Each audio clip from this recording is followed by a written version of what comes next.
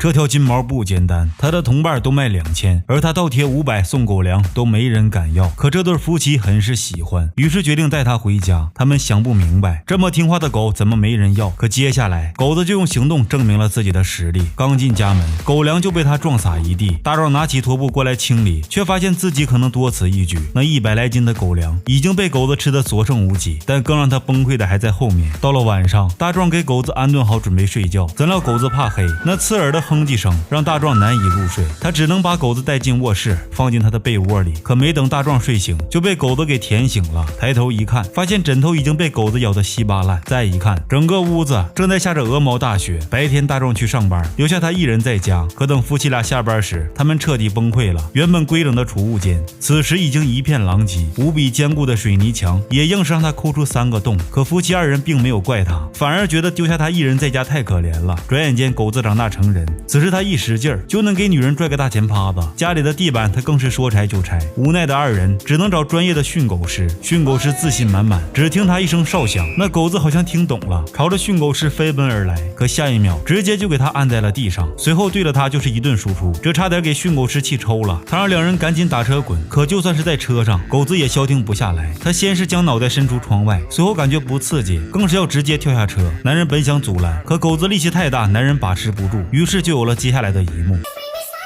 怼打，看我这艘小步伐，你干哈？你搁那嘎达蹦跶啥？你腿。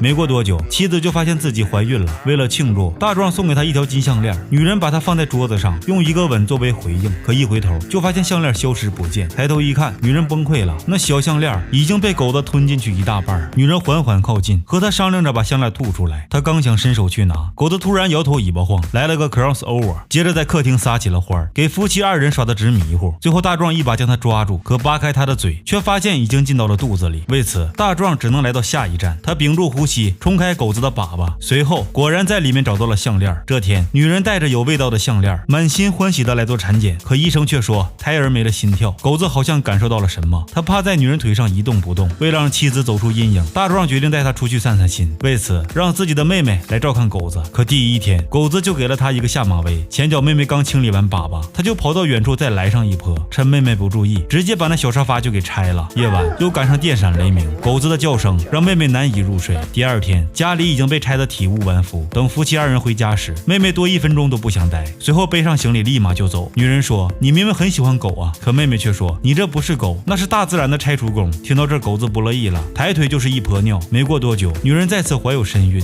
一转眼肚子就鼓了起来。而睡不着的狗子趴在了床边，他好像感觉到今晚将有大事发生。突然，女主人被疼痛惊醒，原来是她要生了。狗子跳到床上叫醒男主人。出门前，大壮给狗子留下了一颗磨牙棒，随后便带着妻子赶往医院。而这次狗子没再拆家，而是靠着啃骨头独自在家中度过了3天。等夫妻再次回家时，家里也多了一个成员。此后的狗子像变了一个人，当女主人忙于工作时，他会安静地趴在地板上，任由孩子琢磨他。转眼间几年过去了，女人已经是3个孩子的母亲，照顾孩子的重担让她每天精疲力尽。这天，狗子又开始闯祸了，他咬碎女主人的日记。等女主人发现，他叼起来就跑，气得女人一顿臭骂。可大壮却说他又没拆家，不过是咬碎1本日记而已。最让女人崩溃的还在后面，他刚把孩子哄睡着，回到卧室刚躺下休息，这时外面传来了警笛声，狗子立马起身，女人求他别出声，可他还是大叫了一声，接着跑到窗前，朝着外面叫个不停。这时小儿子也被吵醒，女人安顿好小儿子，随后将狗子赶了出去。不料狗子出门时又将大儿子撞倒。等大壮回家，妻子彻底爆发了，他让大壮把狗子赶出去，并说再也不想看见他。无奈之下，大壮带着狗子来到朋友家，可狗子刚进家门就把朋友的 LV 给咬碎了，为此朋友也把他们撵了出来。男人硬着头皮将狗子带回家，这时妻子也消气了，他说狗子也是家里的一员，不应该把他赶出家门。一转眼又是几年过去，孩子们已经长大，而狗子每天都会在孩子放学的路上接他们回家，然后到了晚上静静地守在2个孩子的床边。可岁月催人老，狗子的状态一天不如一天，现在他上楼梯都很吃力，甚至男主人大声叫他都听不见分毫。大壮知道狗子的日子不多了，他带着狗子来到草地，此时他只有一个请求。